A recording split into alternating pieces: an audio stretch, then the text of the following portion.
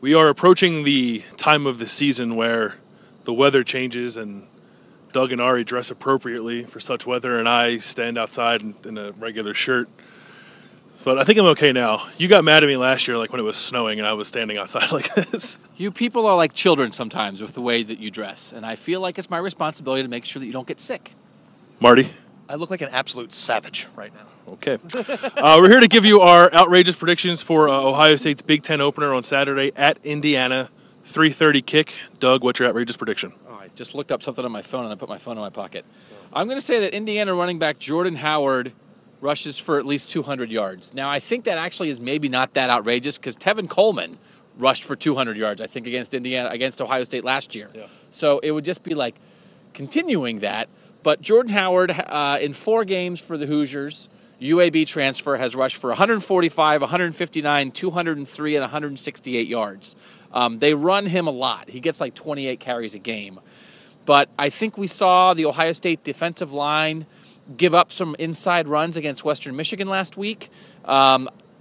Indiana also, I think, likes to stretch it out a little bit and try to find some cutback lanes. And I think he's a good back. And they have actually 2 backs they can run.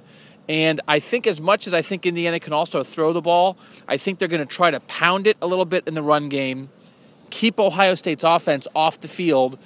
And, I mean, I think Jordan Howard, it may not even be that outrageous because, I mean, I honestly think he could have like 38 carries. And so it's like if he has 200 yards, it's like, oh, it's like 5 yards. I mean, it's not like he's going to average 10 yards a carry. Right. So I think the focus on the run game, this guy's a legit back.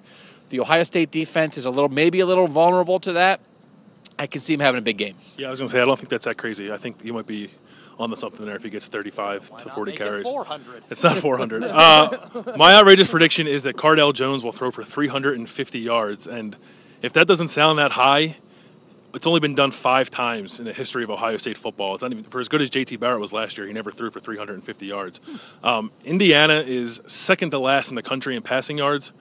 Gave up 484 to Western Kentucky, which probably throws it 80 times a game, and Ohio State's not going to do that. But if Cardale Jones plays at least as well as he did against Western Michigan and hits 2 of those 6 deep balls that he missed, he's going to hit 350. I mean, Urban Meyer said they could have had a 500-yard passing game, right? Right. If they hit those deep balls. Right. I'm not that crazy, though. I'm not going 500. So I'll say 350 passing yards for Cardale Jones on Saturday.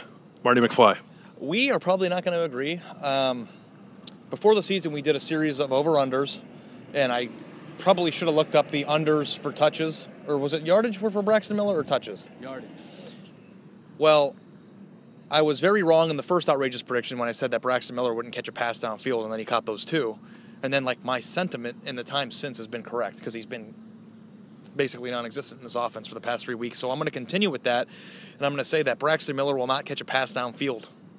And is that outrageous? Wait, just to clarify. Clarify. That means this is just saying not a jet sweep. Any pass that's not a jet sweep? Or maybe screen. Okay. I get it. Any pass where he has to run a route.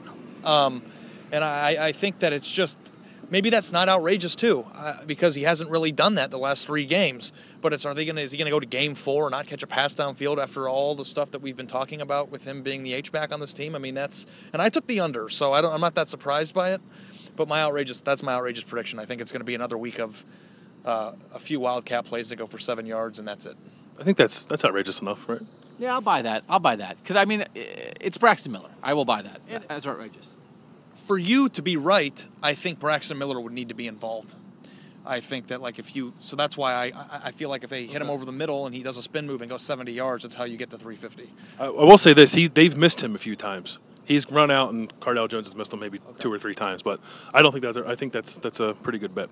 So those are our outrageous predictions for Saturday, 3:30 in Bloomington, Indiana. Stay with us through the rest of the week on cleveland.com.